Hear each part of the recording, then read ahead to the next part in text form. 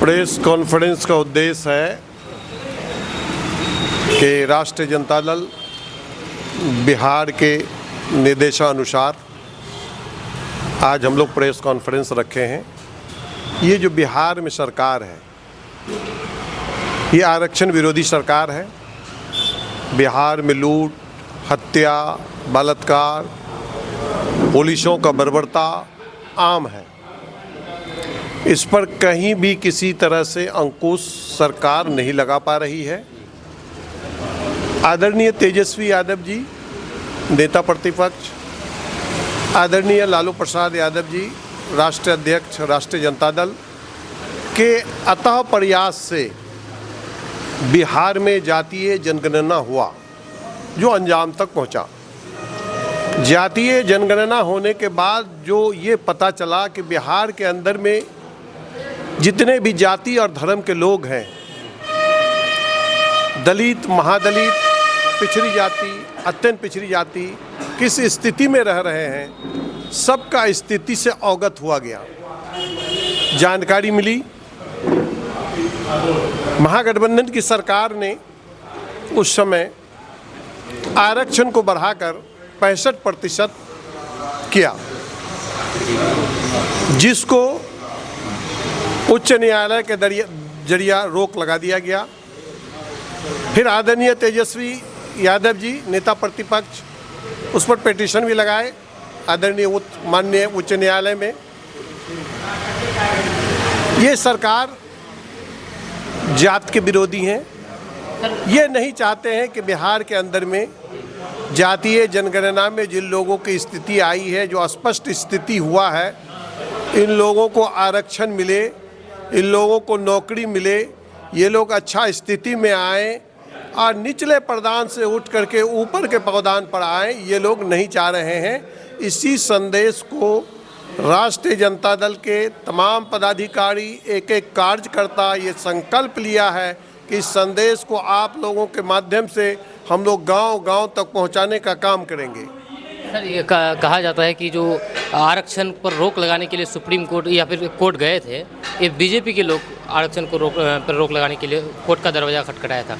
तो बीजेपी एक तौर पर कहा जाए तो आरक्षण विरोधी क्यों है, अगर आप बताना चाहिए? ये तो बीजेपी वाला बताएगा। वो आरक्षण विरोधी इसलिए है कि वो नहीं चाहता है कि बिहार के अंदर में जो दबे कुचले लोग हैं, दलित, महादलित के लोग हैं, पिछड़ी जाति, अत्यंत पिछड़ी जाति के लोग हैं, ये ऊपर उठे, इनको अच्छी नौकरी मिले, ये अच्छी जगह में नौकरी करे, ये कभी नहीं चाहते हैं। जिस आरक्षण को हमारे नेता प्रतिपक्ष उस समय महागठबंधन में बढ़ाकर 65% किया, ये भारतीय जनता पार्टी के इशारे पर, भारतीय जनता पार्टी के कहने पर बिहार की सरकार चल रही है। अब बिहार इसको नीतीश कुमार जी लागू नहीं कर रहे हैं, ये भारतीय जनता पार्टी के इशारे पर चल रही है, जिसका नतीजा है कि ये लोग आरक्षण लागू नहीं कर रहे हैं। और ये लोग नहीं चाहते हैं कि पिछड़ी जाति, अत्यंत पिछड़ी जाति, दलित और महादलित के लोग ऊपर उठें और इन लोगों को अच्छी नौकरी मिले, ये लोग अच्छा जगह पर काम करें। ये आरक्षण विरोधी सरकार है। इसी के लिए हम लोग प्रेस कॉन्फ्रेंस रखे हैं और 28 तारीख को हम लोग जिला मुख्यालय में एक धरना भी देने का काम करेंगे और इनके कुकीर्ति को हम लोग जन जन तक पहुंचाने का काम करेंगे धरना के माध्यम से और आप लोगों के माध्यम से।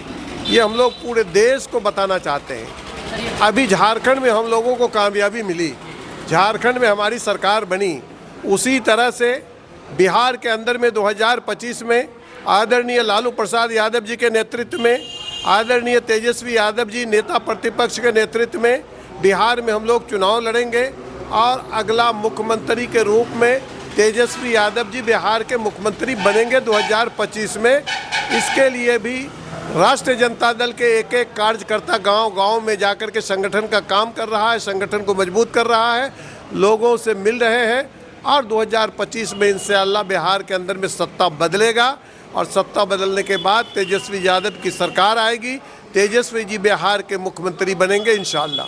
सर, ये पहले कहा जाता था कि बीजेपी के कुछ लोग मुस्लिम विरोधी बातें करते थे, लेकिन अभी हाल फिलहाल ही जदयू के नेता जो कि केंद्रीय मंत्री है ललन सिंह, वो कह रहे हैं कि मुसलमान जदयू को पहले ना वोट देते थे ना अब देते हैं। देखिए, ये लोगों जो है ना गिरगिट जैसे रंग बदलते हैं। जिस समय महागठबंधन के साथ था, आप लोग देखे थे कि ये नरेंद्र मोदी अमित शाह के खिलाफ में किस तरह से जहर उगला करते, किस तरह से बोला करते थे। अब उनके साथ में है तो अब मुसलमानों को टारगेट में लिए हैं, मुसलमानों का विरोधी बात करते हैं कि मुसलमान को, और ये कभी हम लोगों के साथ में था भी नहीं। अब बिहार में जो A to Z की बात करता है आदरणीय लालू प्रसाद यादव जी, तेजस्वी यादव जी, हम लोग कहीं पर मुस्लिम और हिंदू का बात नहीं करते हैं। ये देश, ये हिंदुस्तान सबका है, और हिंदुस्तान में हमारा पहनावा अलग हो सकता है, हमारा भाषा अलग हो सकता है, हमारा बोली अलग हो सकता है, हमारा धर्म अलग से हो सकता है। हम लोग कल भी एक थे, आज भी एक है, इंशाअल्लाह कल भी एक रहेंगे। ये हिंदुस्तान किसी का नहीं, हम सब का है। आज जिसकी बात हमारे आदरणीय तेजस्वी यादव जी और लालू यादव जी करते हैं। आपको याद होगा कि 1990 में जब बिहार में दंगा भड़काने के लिए लाल कृष्ण आडवाणी रथ यात्रा लेकर के आ रहा था, और उस समय लालू प्रसाद जी बिहार के मुख्यमंत्री थे, उन्होंने कह दिया था कि बिहार के बॉर्डर अगर पार करोगे तुमको पकड़ के जेल के सलाखों में भेजेंगे, और करके दिखाया कि लाल कृष्ण आडवाणी को जेल के सलाखों में भेजने का काम किया था। वही तेजस्वी यादव जी के पिताजी लालू प्रसाद यादव जी थे। तो हम लोग बात करते हैं, आदरणीय लालू प्रसाद यादव जी, तेजस्वी जी बात करते हैं, A to Z का बात करते हैं। बिहार के अंदर में दलित, महादलित, अत्यंत पिछड़ी जाति के लोगों के अंदर में अगर कहीं पर भी किसी तरह का कोई उंगली उठेगा तो हम लोग चुप नहीं रहेंगे। राष्ट्रीय जनता दल के कार्यकर्ता इसके लिए हम लोग हमेशा खड़ा है और खड़ा रहेंगे। बहुत बहुत शुक्रिया सर आपको बात करने के लिए। सर कुछ कहना चाहेंगे? एक सेकंड। तो अच्छा सर आप कुछ कहना चाहेंगे? देखिए, हम रिजर्वेशन के मुतालिक एक बात ये कहना चाहते हैं। सबसे पहले जानना चाहिए कि आरक्षण है क्यों, आरक्षण सरकार क्यों देती है, या आरक्षण क्यों है, कितना % किसको देना चाहिए। अगर ज़ात की बुनियाद पर दिया जाए तो हिंदुस्तान में 85% आरक्षण का हकदार यहाँ का दलित पिछड़ा लोग है, जो जनसंख्या के हिसाब से पता चलता है।